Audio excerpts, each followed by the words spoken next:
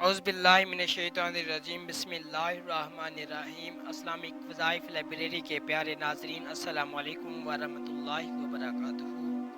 ناظرین، اگر آپ میں سے کوئی شخص سفر پر روانہ ہونا چاہتا ہے اور اہل خانہ چاہتے ہیں کہ مسافر کو راستے میں کوئی تکلیف یا حادثہ پیش نہ آئے، بالکل امن و سلامتی کے ساتھ جائے اور واپس آئے اور صحت و سلامتی کے ساتھ گھر واپس آئے، اس کے لیے یہ عمل بہت ہی مجرب ہے۔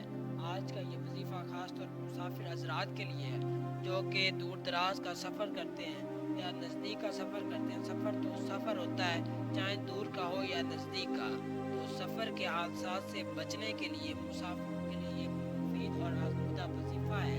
صحت و سلامتی کے ساتھ گھر واپس لوٹیں، یہ مختصر سا عمل کریں۔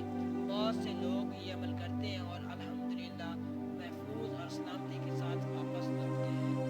ناظرین، جب کوئی مسافر سفر پر روانہ ہو جائے تو گھر کے افراد میں کوئی بھی ایک شخص، مرد یا عورت، باوضو 41 بار سورۃ الفاتحہ الحمد شریف، الحمدللہ رب العالمین الرحمن الرحیم مالک یوم الدین ایاک نعبد و ایاک نستعین اہدنا الصراط المستقیم صراط الذین انعمت علیہم غیر المغضوب علیہم ولا الضالین آمین پڑھیں اور دعا کریں اللہ تعالیٰ مسافر کو سفر کے دوران محفوظ رکھے اور سلامتی کے ساتھ واپس آئے۔ انشاءاللہ تعالی مسافر صحت و سلامتی کے ساتھ گھر واپس لوٹ کر آئے گا۔